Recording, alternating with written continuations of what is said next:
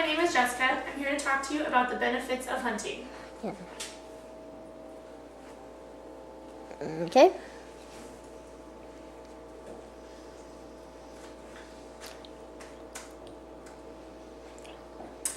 As an avid hunter myself, I know every time I pick up my bow, rifle, or shotgun, I'm contributing to many beneficial things in this world. Hunters aid in the wildlife conservation, boost the economy, maintain a healthy environment, and improve their own lives. My goal is to inform you about these beneficial contributions. For example, over 600,000 jobs, 2.9 billion pumped into our economy, and about 38 million people hunt and shoot, making it one of the most popular sports in America.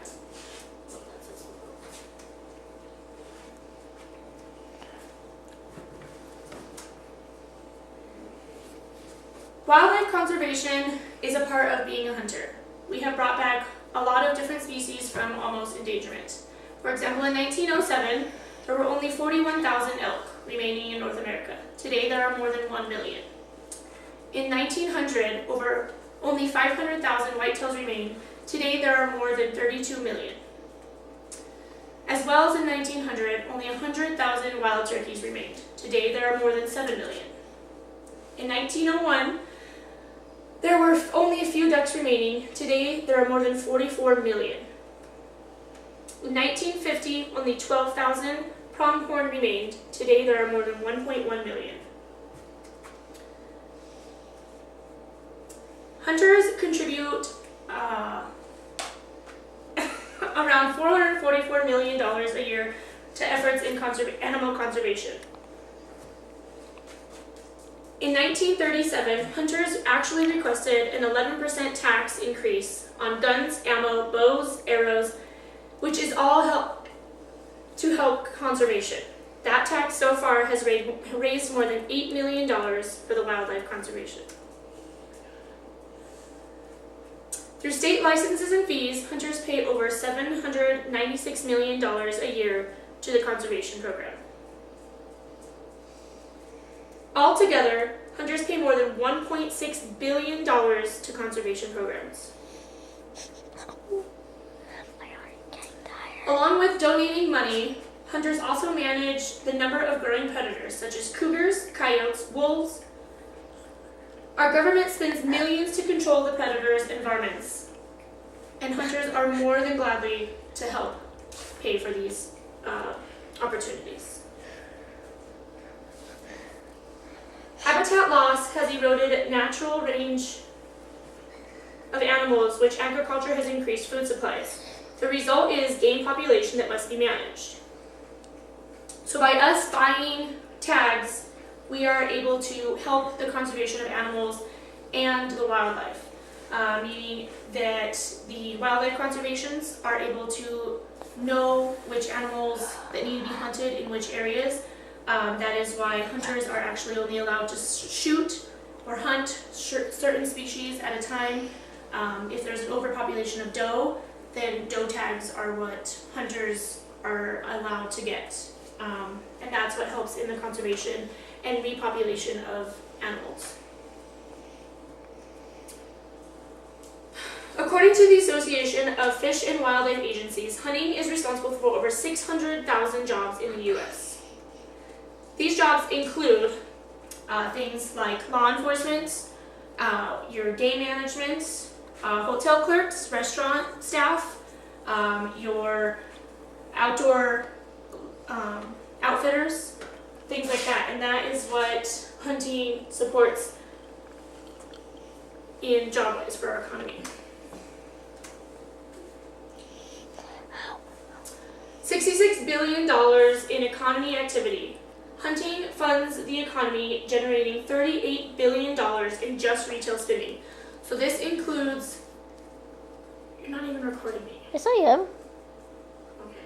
This includes all of the money that we spend on guns, ammo, bows, or even our camo clothing that we go and buy at, for example, Bass Pro Shop or Cabela's or anything like that. There's a $10 billion in-state and federal tax revenue. So again, that goes on top of all of our merchandise that we buy as hunters. all of the taxes that are added onto those products is what is going into the economy as well. The average hunter spends about $2,484 a year. That's on anything, clothing, camo, guns, and again, that just boosts back into this number here, about the $38 million in retail spending.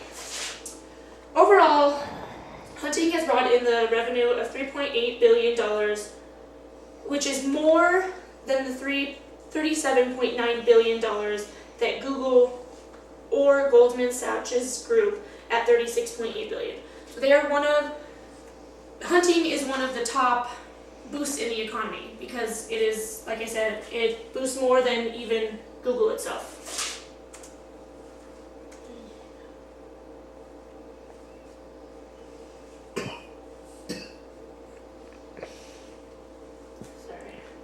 Technical difficulties. Hunting helps the land and environment. Animal harvesting directly works against car collision and disease.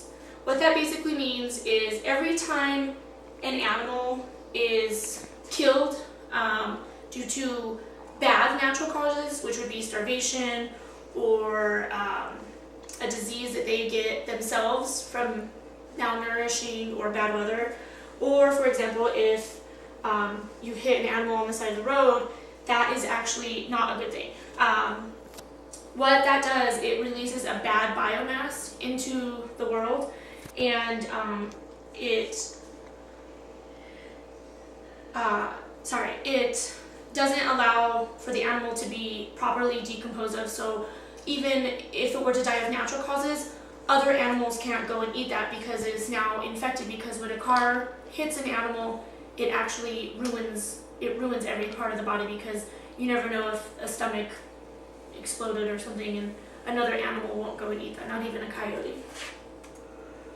Like I said, after normal death, the bodies can be properly disposed of, another animal can go eat it. If there is no disease in the animal, it does decompose into the ground and nourishes the earth and the other animals, or as a hunter, it nourishes themselves and their families and other family friends around them as well.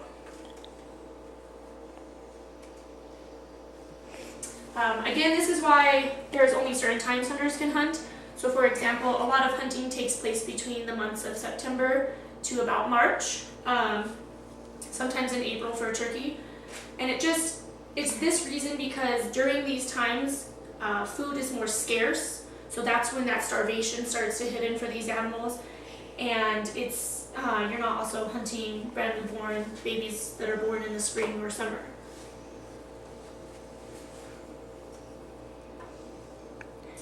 By hunting, we are allowed to help agriculturally within the farm community as well. Deer themselves help grow plants. They are able to re-ferment the land, and they move their crops about. They also have a strong ability to change the density of legumes. Legumes actually put a huge nitrogen into the earth, which is not, we don't want a nitrogen into the earth. So deers themselves have a natural ability to change this nitrogen process and decrease the value of the nitrogen within the soil. Since hunters aid in the population of predatory animals, this also helps farmers maintain their crops and livestock. For example, coyotes and wolves tend to eat your cows and chickens that the farmers need for their own farming. And by killing off the higher predatories, then they're able to maintain their livestock easier, as well as their land. As you can see here, a lot of your hunted animals hang out in your cornfields and your milo fields, and we help the farmers maintain the areas so that they can continue to grow their crops without being infested and torn down by bigger game. Hunting is actually very healthy for you for multiple reasons. One reason being it's a very active sport. In order to get to where you need to go to shoot your animal, you have to do a lot of walking, hiking, preparation within, it could be, in plains, it could be in the mountain lands, So it's a lot of hiking and climbing. It's actually one of the most popular sports in the U.S. now. More than 19.3 billion people hunt, or I'm sorry, more people hunt than soccer, tennis, or baseball alone. So this is what there were each year. So this would be 19.3 million for soccer, 13.3 million for tennis, and 12.1 for baseball. According to recent data collected by the National Shooting Sport Foundation, which is also the NSSF, hunting with a gun is actually the third safest sport compared to 28 other sports, and has lower injury rate than golf, volleyball, and tackle football. So I think that's pretty amazing when you think of tackle football and you see, players weekly getting hurt, to concussions, neck injuries, back injuries, and people get this impression that guns and rifles, oh my gosh, that's so dangerous. But right here proves that it's safer. It can be safer as long as you are properly trained and you've taken your education in hunting and shooting. It's a lot safer than a lot of other sports. Another thing that's really awesome is with technology today, a lot of kids and even adults hang out in front of the TV, hang out with your tablets and your phones, and we don't get out a whole lot. So what's a better way to get active than go hunt? Like I said, you get to go up into the mountains, you get to go on hikes, you get to venture out and see nature in different ways, and it's a great time to spend some one-on-one time with, say, you and your significant other, you and your children. It's an awesome way to get active.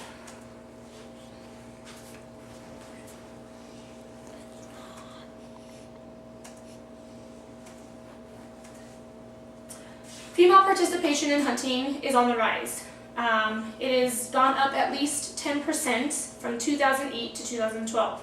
That's more than 3.35 million. When you harvest an animal, you get depending on what kind of animal, you get more than 50 pounds of meat.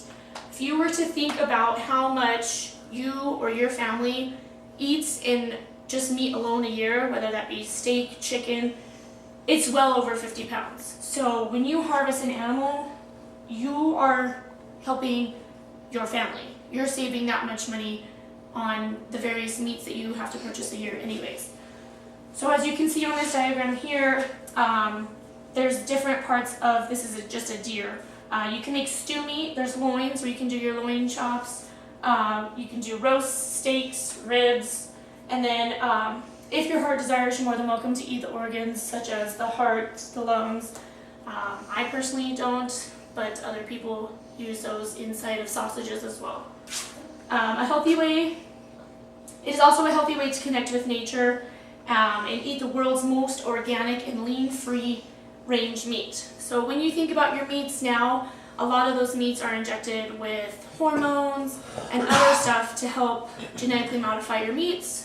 Or you can get non-GMO meat, but it's still, a lot of your animals are still getting a lot of hormones in them to produce bigger sizes of steak, more meatier bacon, stuff like that. As where you go out and harvest your own, you're not getting all of that additives that a lot of stuff has in it now.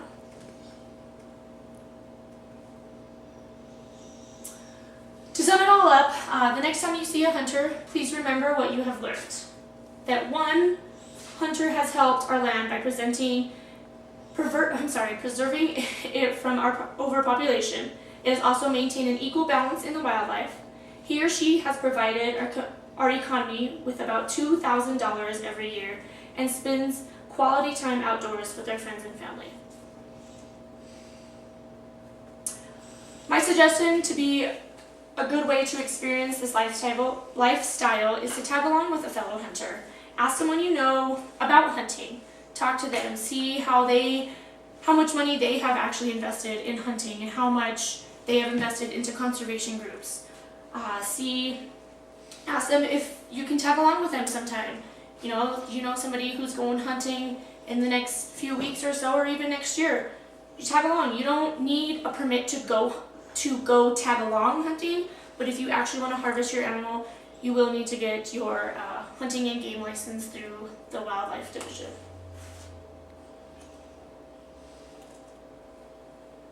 I want to thank you guys for watching this and learning about the benefits of hunting, and I hope you have learned a lot about it. These here are the references on the information I have gathered for this PowerPoint. Thank you.